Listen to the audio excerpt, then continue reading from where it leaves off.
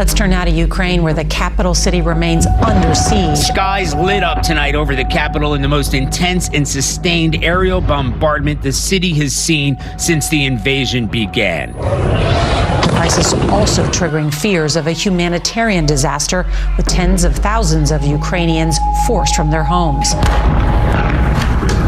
Even with Russia bearing down, President Volodymyr Zelensky was on the streets in defiance, saying your president is here, despite saying earlier that the enemy has identified me as the #1 target. You know what we're about to do? We're about to get real. We're about to have conversations that Christians have behind closed doors, the scary ones, the ones that make you feel uncomfortable. That's where we going. Why? Because we're family. Ustedes son mi familia.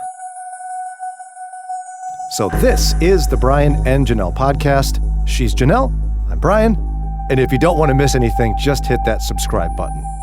This is the Brian and Jannelle podcast.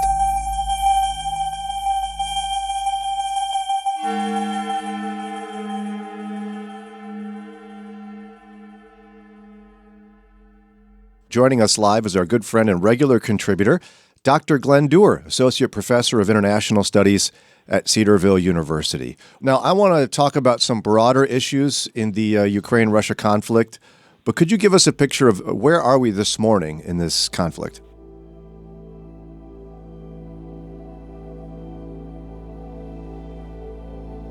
It's a very, very scary moment for many. We're in the fog of war, so it's hard to know the exact numbers, death tolls, etc.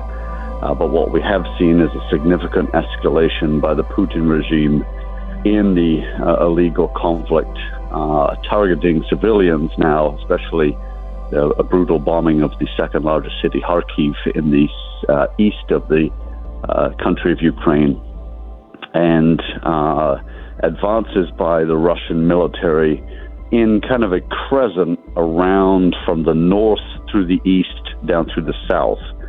So it's an increase in the territories gained illegally in 2014 in Crimea, and then in the east in Donetsk and Luhansk. And so Russian forces seem to be advancing to Kyiv in the north, the capital, Kharkiv, as I mentioned, in the kind of northeast, and then increasing territory around Donetsk and Luhansk, those eastern states, and then above Crimea, closing in on the major cities of Odessa and Mariupol as well.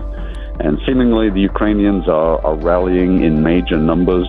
There's a real uptick in support for their cause, and seemingly gaining a number of victories on the ground, but they are vastly outnumbered in the sky, and it remains a major problem for them strategically as Russia continues to bomb.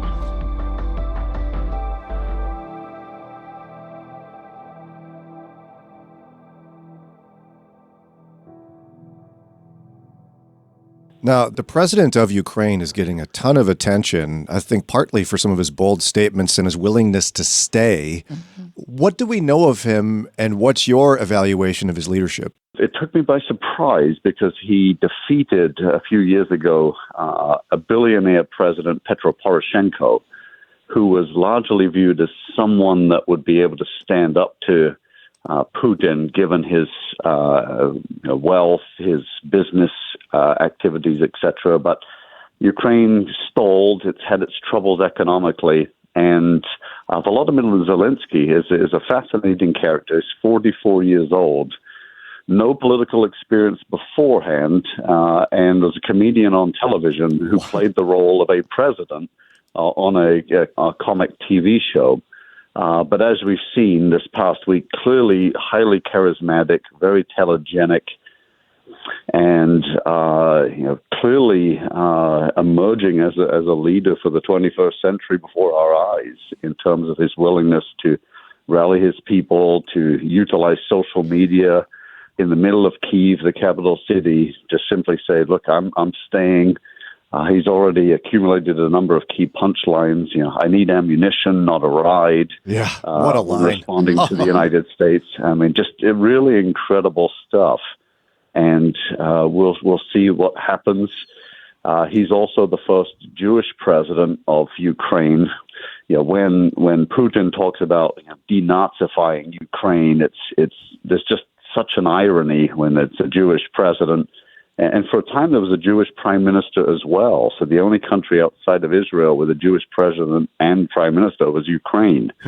And so there are fascinating elements like that at play. And Zelensky has really, I think, captured the hearts of many, many people around the world. We'll continue a discussion with Dr. Glen Duerr, Associate Professor of International Studies at Cedarville. It's a different war, having a country invade another in 2022. Could we see more involvement from around the globe? Are there any hope of the Ukrainians winning or at least surviving? We'll talk more about that in just a few. Hey, it's Brian. If you've been a faithful listener to this podcast, we're just super grateful for you. Can't thank you enough for taking time out of your busy schedule to join us in our journey to follow Jesus a little more closely every day. But I got to remind you about something. We're listener-supported. We're a ministry of Moody Radio in Cleveland, and it's donations from people who listen to us, just like you, that allow us to keep making episodes. We need your financial support. Would you consider a donation to this ministry? A gift of any amount will make a huge difference. If you want to donate, we'd be so grateful. Just go to moodyradio.org/Cleveland. Again, moodyradio.org/Cleveland. Thanks.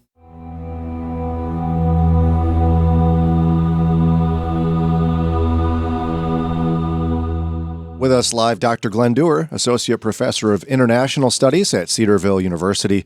Go to cedarville.edu for more. Now, Doc, as far as my estimation goes, this is like the first country-over-country invasion in a truly globalized society. Now, in the past, people kind of were skeptical of the power of sanctions in a fist-fighting world. Do you think that a truly global economy today changes the game at all in terms of world influence on Russia? It certainly could. Over the last few days, the Russian ruble has dropped around 35%.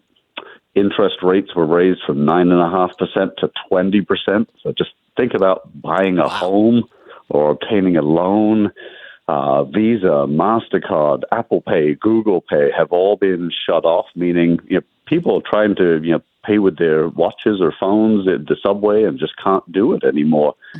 Russian hotels are asking people to pay their bills early because they fear being shut off from the system. And so there's a lot happening. The SWIFT banking system, which is one portion of the globalized banking system, looked like it would not sanction Russia, but has now every European country has fallen into line, and Russia is increasingly ostracized. And so it could have very real reverberations for some time. It's also likely to push Russia and China closer because they're going to have to work together in order to accomplish things economically.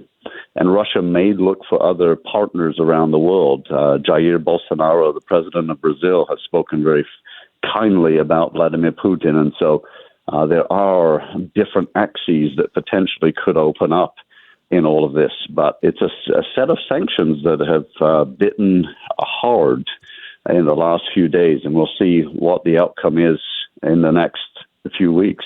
As the teams are determined, you're saying Russia's getting support, and then other countries very clearly showing their opposition. What consequences can we in other countries experience by this? Yeah, he's got a long history and memory of countries and people that have opposed him.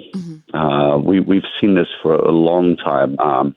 Mikhail Saakashvili, who was the president of Georgia, a very small country in the Caucasus, used to be part of the Soviet Union, in 2003, tried to disentangle Georgia from Russia. And indeed, in 2008, Russia invaded the northern sections of Georgia, annexing effectively Abkhazia and South Ossetia and declaring them independent republics. In 2011, when there were parliamentary elections in Russia, so there were separate presidential elections and parliamentary elections. And in 2011, when it was clear that United Russia, which is Vladimir Putin's political party, cheated and it was massively fraudulent, a fixed election, a lot of Russians were on the streets protesting, not just in St. Petersburg and Moscow, which is fairly regular, but major cities across the country. A lot of European and North American leaders spoke out, and a number of those leaders were then targeted later by Putin. Putin has engaged in massive cyber warfare. It's been in our news, but countries like Estonia, Slovakia, Poland have faced far worse interference in their elections and in their e-banking and e-commerce systems than we have. And so there's been a long history of bullying, especially of perceived political opponents or anyone who dares to speak out. The good news is that many countries around the world are very united in their opposition to Putin. And so where it does crop up, should Putin survive all of this and look to retaliate, then I think there'll be a unity among many countries in the world to stand up for one another.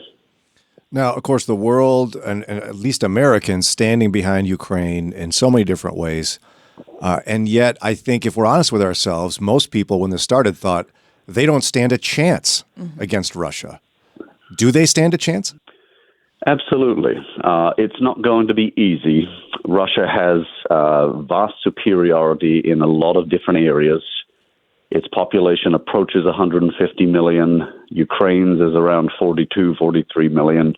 And Russia has a much stronger economy on the back of gas and oil in particular, and has a stronger agricultural sector despite Ukraine's very strong reputation there.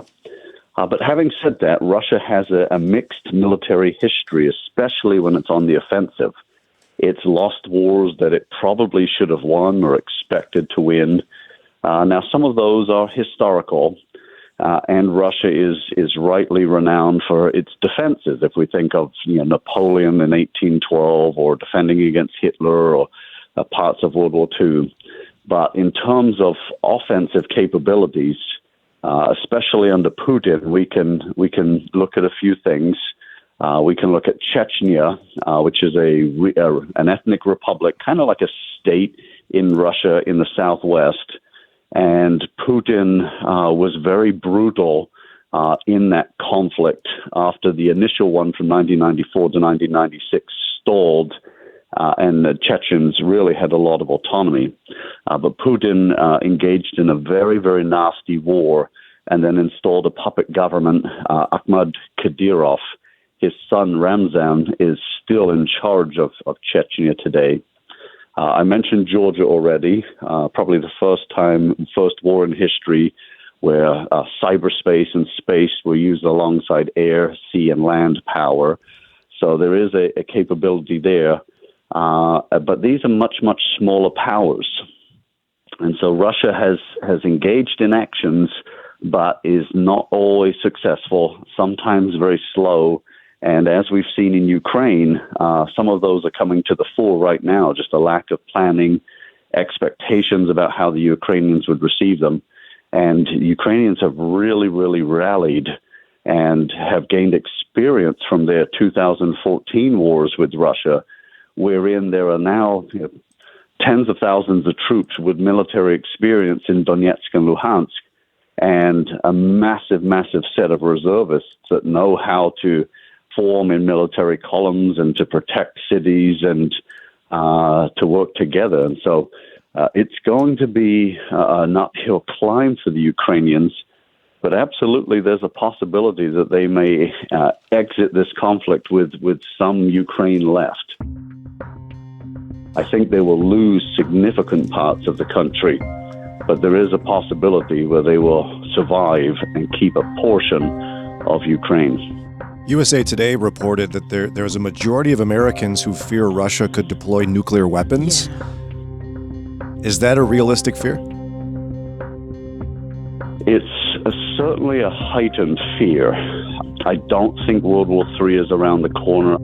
I don't think a nuclear exchange is likely.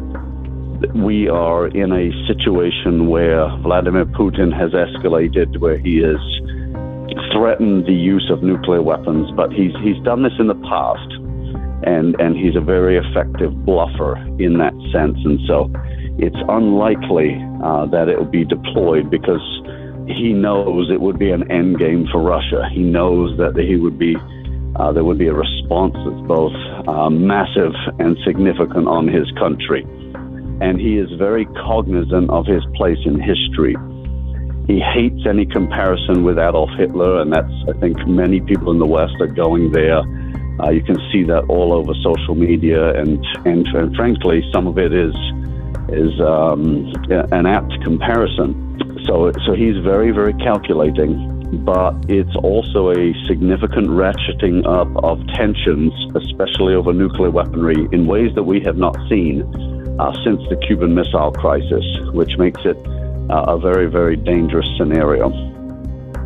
Of course, you're a follower of Christ, as you teach at Cedarville University, and you study in international politics. What are you hearing from Christian intellectuals across the country and the globe regarding the morals and ethics of this conflict?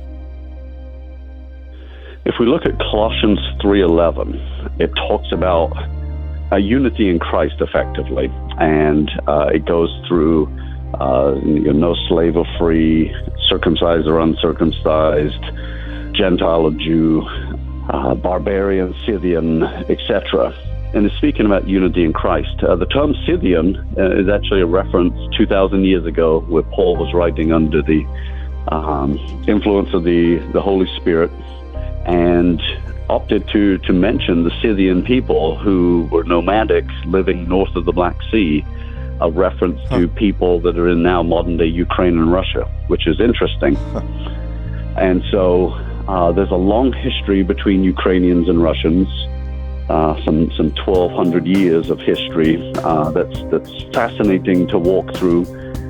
But at the same time, I think many Christian intellectuals are looking at Ukraine and saying it has problems. Its economy has not really grown significantly. There's still pretty widespread corruption, but it is moving forward. There is a freedom of religion. The Baptist and Pentecostal churches have done very, very well in Ukraine, and people are reading their Bibles. Ukraine used to be known as the Bible Belt of the old Soviet Union and is becoming it again. A Nigerian-born pastor, Sunday Adelaja, leads one of the largest churches in Kyiv, the capital city, and has done tremendous work in terms of feeding the homeless and being the hands and feet of Jesus Christ. And so all of these things are happening in Ukraine. Russia enjoyed some of that in the 1990s and into the 2000s. The Baptist Church in particular had success in Russia. But under Vladimir Putin, there has certainly been a good move towards, a move away from atheism. He's connected with the Russian Orthodox Church, but he has begun to really clamp down heavily on anything that's seen as Western or Protestant or non-Orthodox. And even the Catholic Church, he's pushed back against in significant ways. And so it's a tale of two situations wherein you have this aggressive and brutal leader on the world stage, Vladimir Putin, who time and time again has abused human rights and conducted illegal actions against international law. And then you have Ukraine that is developing and improving, but also there's the freedom of religion, which is imperfect, but the people are able to open their Bibles, they're able to listen to Bible-based teaching, to worship the Lord, all of the things we enjoy in the United States. And it's one of the reasons why so many Ukrainians look up to us in the United States for liberty, constitutional rights, access to the free market, things that we really take for granted in the United States, but Ukrainians want to emulate. And so it's complex, because we have to remember that there are thousands of brave Russians who are on the streets protesting, even though protesting is illegal in Russia. So they're going onto the streets knowing that they will be imprisoned, but they're just doing something to stand up against Putin. It's also complex because there are 3 million ethnic Ukrainians living in Russia. Oh. These are peoples that are intertwined to some degree. I have friends who have, one parent's Russian, the other parent's Ukrainian. How do they think about proceeding in a time like this? But uniformly, they reject Putin, and so I think it's a line to draw to say to Russians, stand up against your government as best you can. We don't blame you for this. We blame Putin squarely for this, and we're going to rally around the Ukrainians and lift them up in prayer and lift you up in prayer and pray for this evil of Vladimir Putin to end. Well, this has been very helpful analysis from our friend Dr. Glen Duerr, Associate Professor of International Studies at Cedarville University. We're certainly grateful for our friends there and for all the analysis you offer our listeners in this area. Please go check out cedarville.edu. Again, cedarville.edu, where you can study anything from theology to international studies, just like Dr. Glen Duerr talks about today. Again, cedarville.edu. Thanks again, my friend. Always grateful for you. My pleasure. Thank you for having me. Hey, hold up. Where are you going? You know you liked your time with us. You want more. So go ahead, look down, hit that button right there and subscribe, and you'll get updated episodes, and then you can hang some more. And guess what? You can help us out. How? A 5-star rating. Hello. You can also hang with us live weekday mornings from 6 to 9 a.m. Eastern Time. Download the Moody Radio mobile app, and you're able to connect with us. Or just go to brianandjannelle.org. And listen, we didn't put all this together all by ourselves. There's some great people behind this production. We want to thank Ron Eastwood, Kelly Ryder, Paul Carter, Mike Reynolds, Alan Perry, and our awesome and fearless leader, Josue Villa. And finally, this podcast is a production of Moody Radio in Cleveland, a ministry of Moody Bible Institute.